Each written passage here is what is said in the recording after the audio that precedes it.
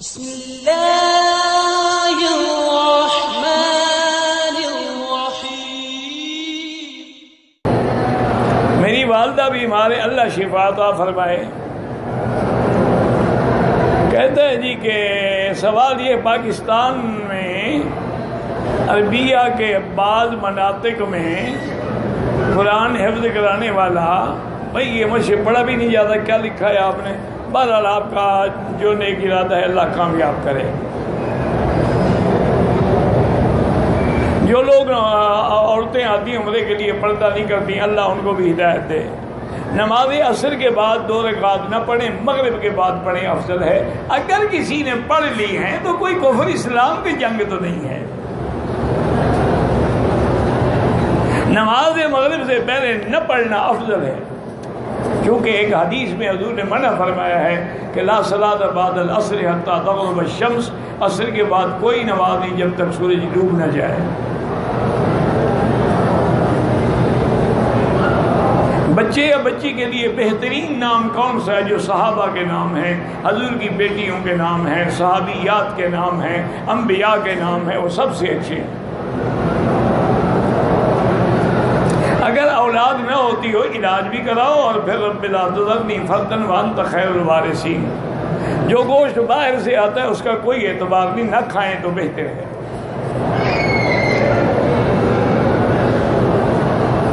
کسی کافر نے مجھے کہا کہ کعبۃ اللہ پہ میرے لیے دعا کرنا، بالکل دعا کرو، اللہ اس کو اسلام نصیب کرے۔ زمزم بھی بیٹھ کے پینا چاہیے جو سنت ہے۔ اگر کسی نے کھڑے ہو کے پیا ہے تو گناہ نہیں ہوگا۔ یہ مسئلہ نہیں کہ زمزم لازم کھڑے ہو کے پیو۔ حضور پاک تو کنویں پہ کھڑے تھے، نیچے بیٹھنے کی جگہ نہیں تھی۔ مسجد عائشہ احرام باندھا، عمرہ کیا، بال نہیں کٹوائے تو دم پڑ گئی۔ پہلے بال تو کٹواؤ، آپ تو ابھی تک عمرے میں ہیں۔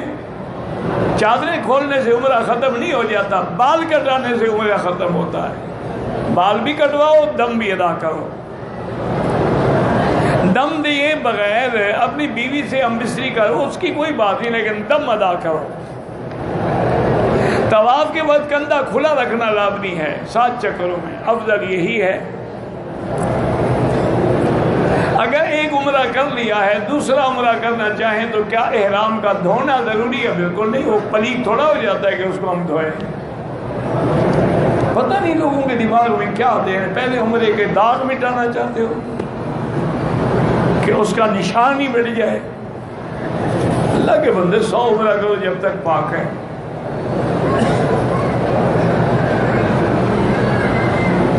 بچہ باپ کو گالی دے رہا ہے، بس یہ قیامت کی نشانی ہے۔ ابھی نے بتایا نہیں ہمیں، دعا کرو اللہ ہدایت دے۔ پھر میری بیوی حالات شروع ہو رہے ہیں، اللہ پاک آپ کی مشکلات حل کرے۔ پڑھائی نہیں جاتا، میں کیا کروں؟ میرے والد سے عمرہ کرنے آئے ہیں، ان سے ملنے حرم آیا ہوں۔ الناصبی وطنی، میرا یہاں 3 دن قیام ہے، تو عمرہ کر سکتا ہوں۔ بہرحال آپ اگر میقات کے باہر سے آئے ہیں تو آپ کو میقات سے احرام باندھنا چاہیے تھا، وہ آپ نے نہیں باندھا ہے۔ آپ یہاں سے چاہے عمرہ کر لیں، دم پڑ جائے گی۔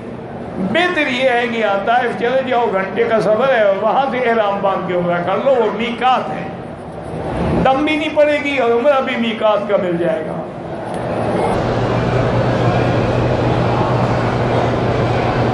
میری شادی کو 1.5 سال ہو گئے، میرے شوہر کا میرے ساتھ میاں بیوی والا تعلق نہیں ہے، کہتی ہوں علاج کرائیں، وہ جاتا ہی نہیں، تو آپ طلاق لے لیں۔